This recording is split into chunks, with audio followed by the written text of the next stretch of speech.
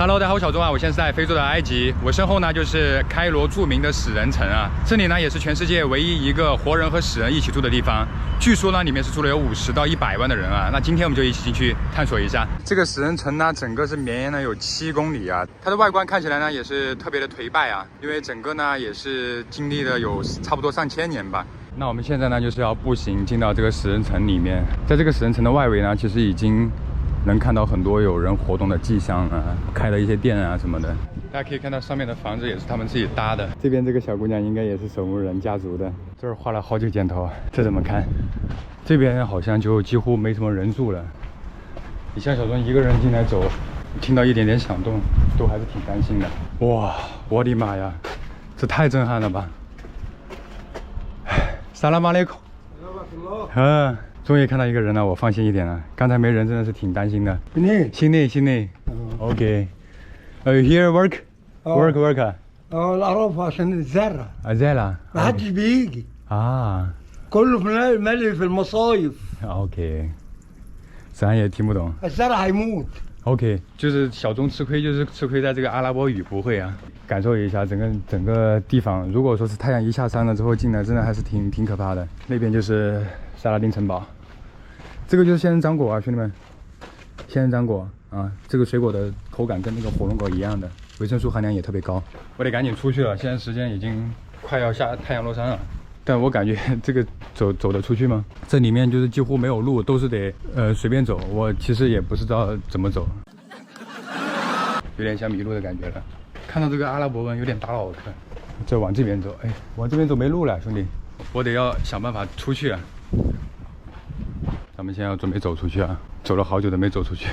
就是之前很多朋友都说小钟你有没有团队，你要怎么样，或者啥的。我讲真的。这个找团队也不愿意跟我来这种地方呀。这下面还有一个地道呢。说实在的，这地方真的只能白天来。往这边走，这边还有一个，我不知道是清真寺还是个啥。你看，我估计是有人迷路啊，所以他们都会有这个箭头指示。然后大家看到有一些墓葬啊，它这个院子里面有椅子什么的。它这个呢是有时候礼拜五的时候，哎呀，怎么又是死路？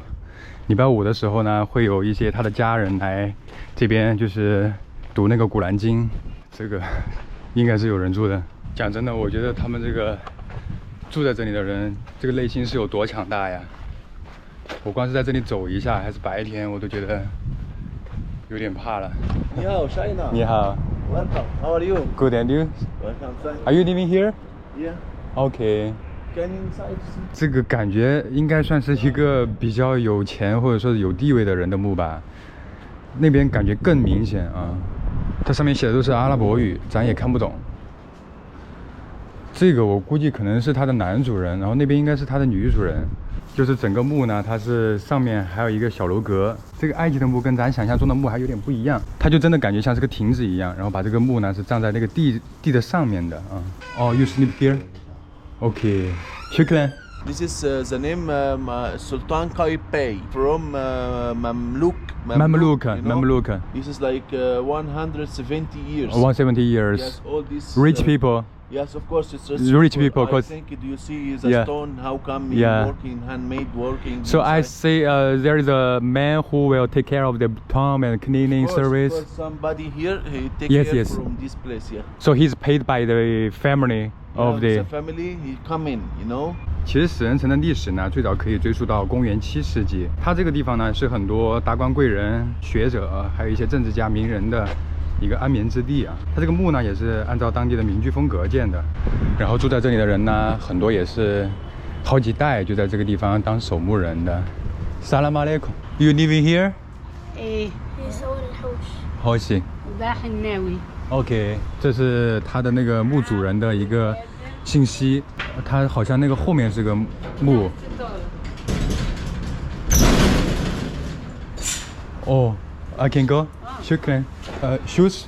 لا. OK. Shukran. 然后咱们看一看，走进来之后，它是有一道门给锁起来的啊。Is this one？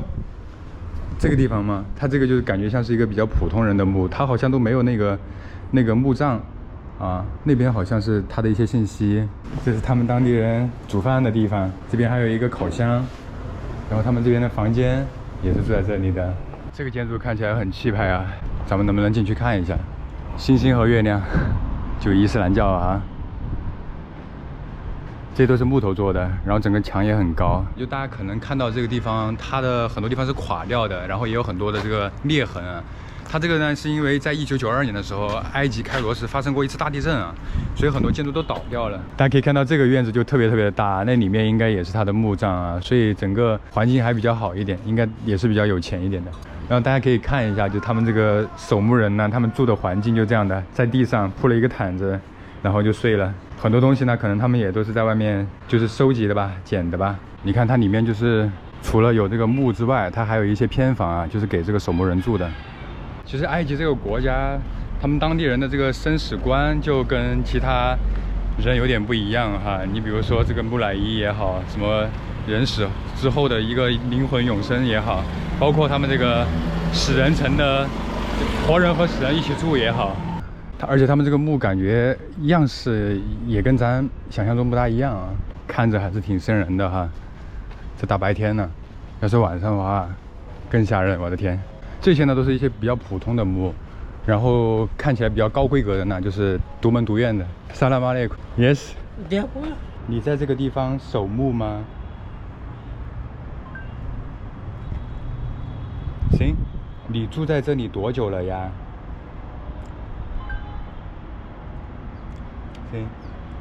？OK， 他可能不是很会说话，我感觉可能有一点点问题，所以他也没有办法跟咱说话，但是感觉很憨厚的一个大哥。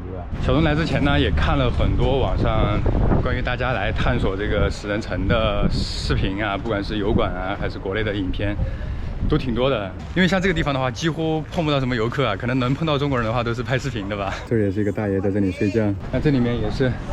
这大爷也是住在里面的，这个都是大爷守的墓，然后他就住在这个地方。这个偏房呢，也是当时那个，这个墓主人啊，他们给这个守墓人建的吧。这后面呢，背靠的是好像应该是有个清真寺，然后这里面呢都是一些墓葬啊。